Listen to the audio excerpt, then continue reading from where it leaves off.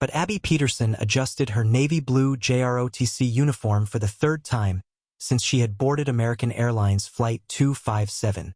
She was only 14 years old, yet her disciplined, confident posture reflected the years she had spent on military bases as the daughter of Captain James Peterson, a combat pilot in the United States Air Force. "Would you like something to drink, miss?" the flight attendant asked with a friendly smile. "No, thank you," Abby replied and adjusted her uniform tie once more.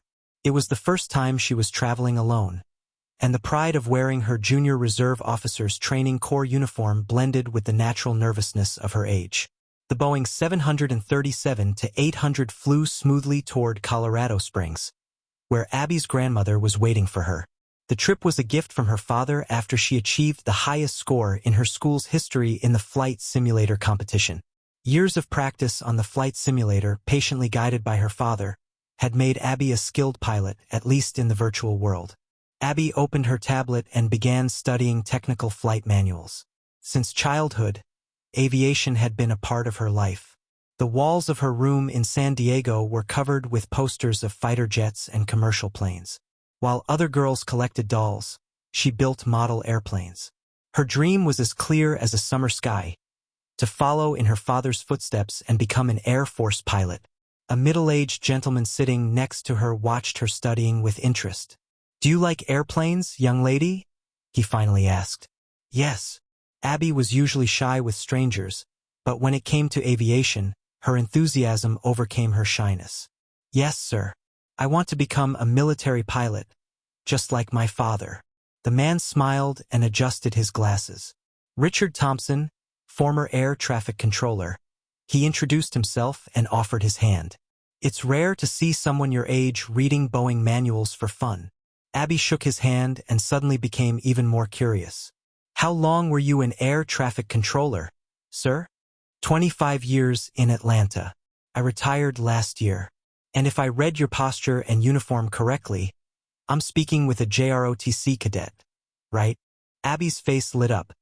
Finally, someone who truly understood the significance of her uniform and didn't just see it as a cute costume. "Yes, sir. Second year in the program. My father says it's a good start for anyone wanting to go to the Air Force Academy." For the next 30 minutes, Abby hung on his every word as Richard spoke of emergencies he had helped manage, impressive flight maneuvers he had witnessed, and tips on air traffic procedures. It felt like a private lesson from someone who had truly been there. "You definitely know more about flight procedures than I did at your age. Maybe even double your age," Richard noted. "Your father must be an excellent mentor." "He is," Abby said with a smile, thinking back to the countless hours in the simulator with her dad. How he adjusted her controls, corrected her altitude, and taught her everything about air currents and wind compensation. He always says, "The sky doesn't care about your age or your gender, only about your knowledge and your judgment."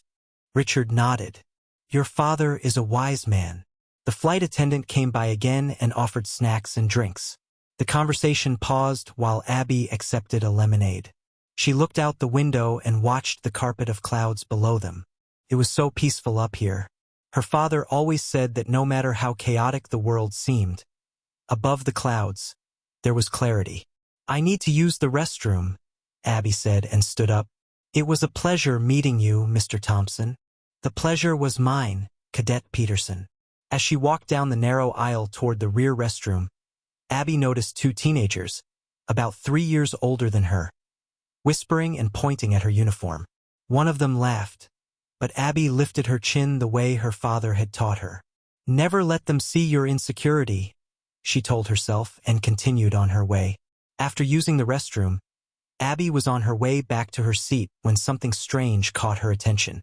Two flight attendants were speaking in hushed tones near the galley. Their faces were tense, both unconscious. "We need a doctor immediately," whispered the older flight attendant. "And if there's no doctor on board, what do we do?"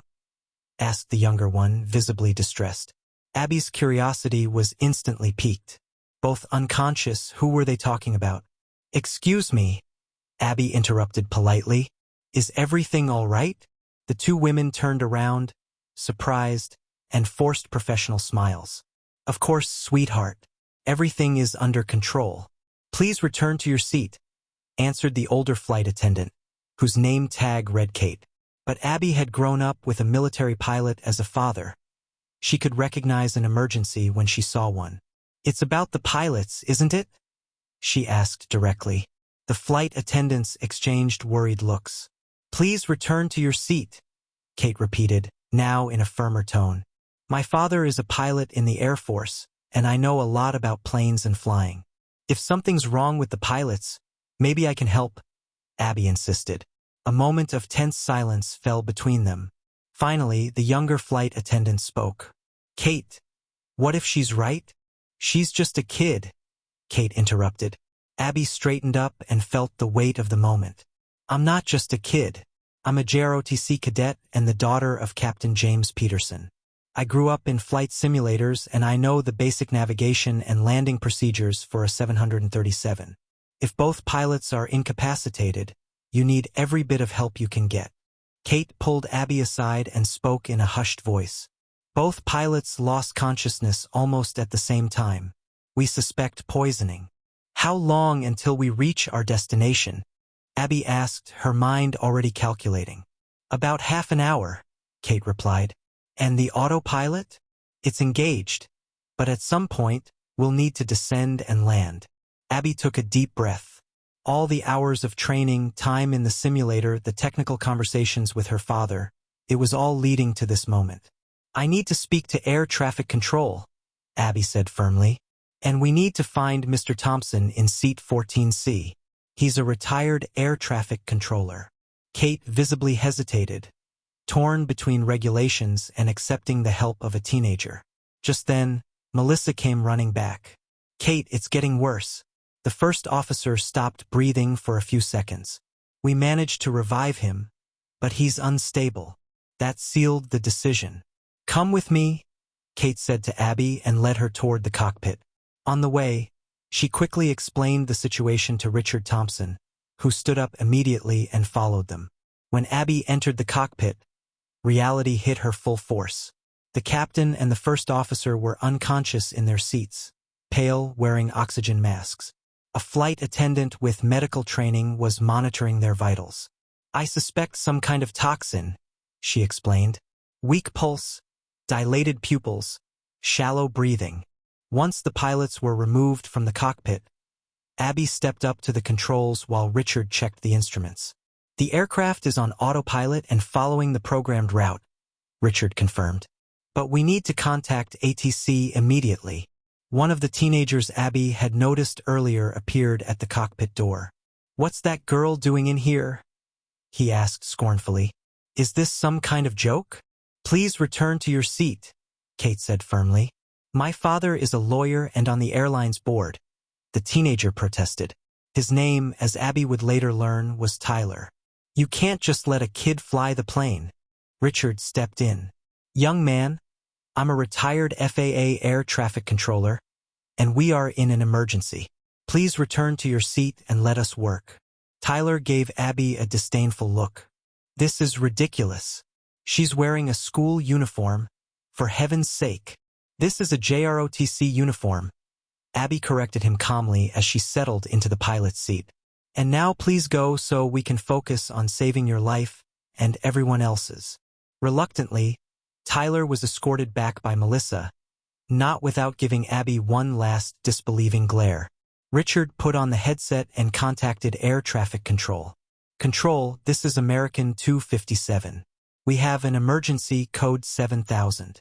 Both pilots are incapacitated, possibly poisoned. I'm a retired air traffic controller, and we have a qualified assistant here." Richard hesitated to mention Abby's age, afraid of causing more panic. The response came quickly. "American 257, Roger. Maintain current altitude and heading. We are tracking your position and diverting other traffic. Any pilots among the passengers?" "Negative, control. Our assistant has flight simulator experience." A tense pause followed. "Roger, 257. We'll guide you step by step. Coordinating an emergency landing with Denver. Remain on autopilot for now." Abby carefully studied the instruments, identifying every control and display. She knew them from the simulator, but now they were real, connected to a real aircraft, with 142 lives on board. "We've got this," she told Richard, reassuring him and herself. Over the next 30 minutes, Abby and Richard worked closely with air traffic control, preparing for the inevitable moment when they'd have to disengage autopilot and take manual control. In the cabin, Kate calmly informed the passengers that the pilots were unwell, and that trained personnel had taken over. Most passengers remained calm, but Tyler and a few others who had seen Abby enter the cockpit began spreading unsettling rumors. "They're letting a girl fly the plane," Tyler shouted. And Tyler, to anyone who would listen to him, said, "This is insane. We're all going to die." The unrest among the passengers grew. So Kate took action. "Ladies and gentlemen," she announced over the intercom, "I would like to inform you of our current situation. Our pilots are in need of medical assistance. Fortunately, we have a former FAA air traffic controller and the daughter of an Air Force fighter pilot in the cockpit. Both are highly capable, and air traffic control is guiding us toward a safe landing in Denver. Please remain calm and follow all crew instructions." In the cockpit, Abby felt the weight of responsibility on her shoulders. Her father had always said that fear was natural, but pilots turned fear into focus. "American 257, this is Denver Approach Control." A new voice came over the radio. "We are ready for your arrival. We will guide you through descent in 10 minutes. Confirm readiness." Richard looked at Abby. "Are you ready?" Abby pictured every landing she had ever practiced in the simulator, hundreds of them, some perfect, others disastrous. She remembered her father's advice: "Don't aim for a perfect landing. Aim for a safe one." "I'm ready," she answered and adjusted the seat so she could reach the pedals. "Denver, this is 257. Ready for descent." The next 20 minutes became the most intense of Abby's life. With constant guidance from Denver and Richard's help, she began reducing altitude, adjusting speed and course. Nose down 2 degrees. Maintain speed at 280 knots. Prepare flaps for stage 1. Abby followed each instruction with meticulous precision. Her eyes never stopped scanning the instruments. When the moment came to disengage the autopilot and take manual control, her hands trembled briefly. "You can do this," Richard said calmly. "Breathe. Focus on the instruments." Abby disengaged the autopilot and felt the aircraft respond to her hands. Felt different than the simulator, heavier, more alive, more real. The aircraft obeyed her commands, and she instantly felt a connection to the machine. "American 257, you are on course for runway 16 right. Continue descent. Speed is good. Altitude is good." Through the clouds, the lights of Denver began to appear. The runway emerged in the distance. "Extend landing gear," came the instruction from Denver. Abby pulled the lever and felt the resistance increase as the landing gear deployed. "Landing gear down and locked," Richard reported. "Flaps full for landing," was the next command. As they approached the runway, the tension in the cockpit was almost tangible. Abby focused on the centerline, constantly correcting for a slight crosswind. 33 seconds to touchdown, Denver announced. Abby could hear her own heartbeat. The outside world faded. There was only her, the plane, and the approaching runway. The aircraft touched down with a jolt, bounced slightly, then came down firmly. Abby immediately activated reverse thrust and gently applied the brakes, gradually slowing the massive plane under her control. "Speed good. Keep braking. You're doing an excellent job." Flight 257. When the aircraft finally came to a complete stop on the runway, there was a moment of silence in the cockpit before Richard announced, "Denver, American 257 is fully stopped on the runway. We request immediate medical assistance for the pilots." "Copy that, 257. Emergency services are on their way." "Outstanding work." Abby let go of the controls, and her hands suddenly began to tremble. She had done it. She had actually landed a Boeing 737 with 142 people on board. In the cabin, spontaneous applause erupted as Kate announced the safe landing, even before the passengers knew exactly who had flown the plane. Now they expressed their gratitude for the fortunate outcome. Emergency vehicles quickly surrounded the aircraft. Paramedics entered the cabin to tend to the pilots. Meanwhile, FBI and FAA agents questioned passengers and crew about any suspicious activity before the pilots collapsed.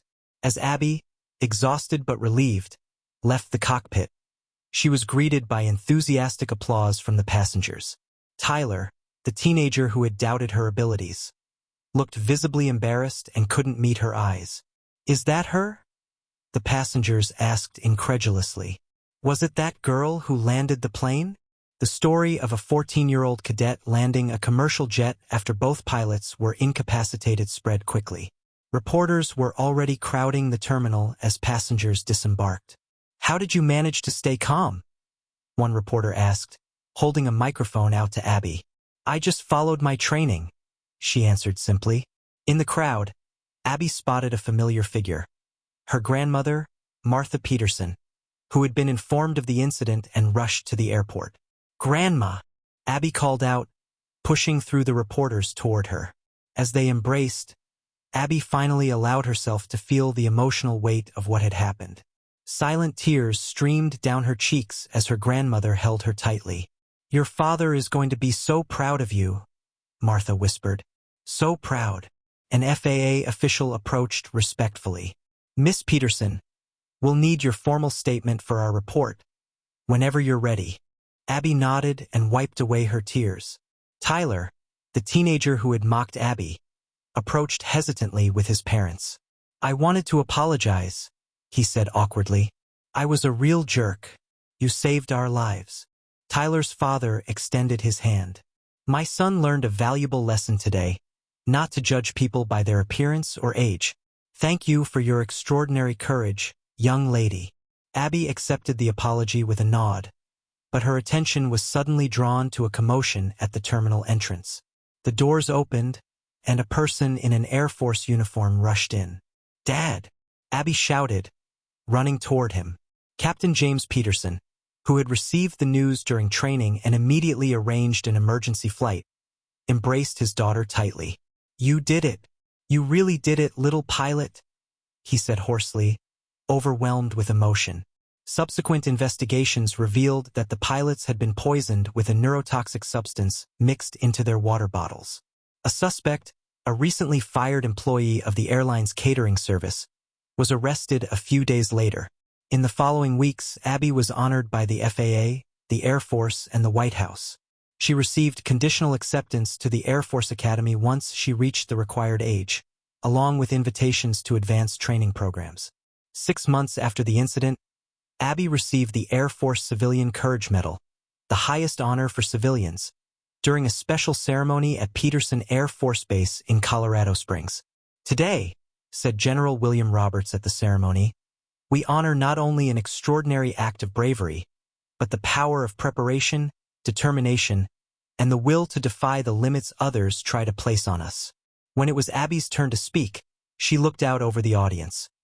Made up of military personnel, pilots, family members, and the passengers of Flight 257, including Tyler and his family. "Many people have asked me if I was scared," she began.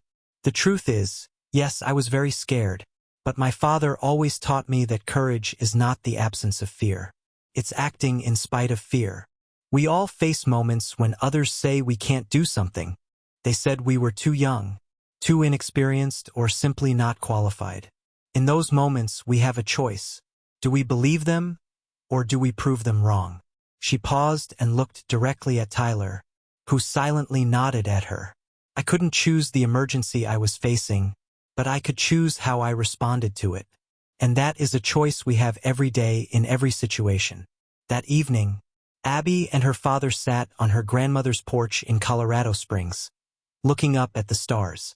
"You know what I learned from all this, Dad?" James asked Abby quietly. "What, my darling?" he replied. "That sometimes we have to prove our worth to others, but the most important thing is never to doubt ourselves." James smiled and wrapped his arm around his daughter's shoulders. "That, Abby, is what separates great pilots from mere aircraft operators. And you are already a great pilot." Together, they silently watched, as a plane crossed the clear, starry sky, its lights blinking like a reminder of the day. A young cadet overcame her fears and found her wings. They said I was too young to fly, my dreams too big for my wings. But I've been training since I could walk, listening, learning more than just speaking. When challenges come without warning, when storm clouds gather without signs, that's when courage finds its meaning. That's when true hearts truly shine. Higher than doubt, stronger than fear. When the moment comes, I will be here. It's not about age, not about size, but about the heart that leads you far beyond the sky. Some will doubt. Some will question what you're really capable of. But when the world needs someone to stand, that's when you show them who you are. In the face of impossible odds, when others freeze and look away, you rise, you fly, your spirit leads the way. Higher than doubt, stronger than fear. When the moment comes, I will be here. It's not about age, not about size, but about the heart that takes you beyond the sky. About the courage that lifts you above the clouds. Beyond the sky, beyond what they thought you could be. Beyond the sky. Abby was still sitting on the porch, her gaze fixed on the horizon, where the blinking point of the airplane slowly disappeared behind the mountains. The night had turned cool, but a fire burned within her that could no longer be extinguished. She thought back to the day it all began, to the first time she sat in a cockpit, her hands trembling, her heart racing. Back then she had doubts, not about the machines or the protocols, but about herself. Would she ever be as good as the others? Would anyone ever trust her with responsibility? Her father slowly stood up, walked inside, and left her alone for a moment. The darkness was no longer threatening, but felt almost like an old friend, quiet yet full of stories. Stories of courage, decisions, and new beginnings. The next day was her graduation ceremony. Abby wore her uniform with pride, her posture upright, her gaze firm. The other cadets applauded as her name was called. But for Abby, only one voice mattered, her father's, standing in the front row, clapping with tears in his eyes. After the ceremony, an older man in uniform approached her. General McAllister, the commanding officer. Cadet Williams. He began in a firm voice, "You have shown not only technical skills, but above all character.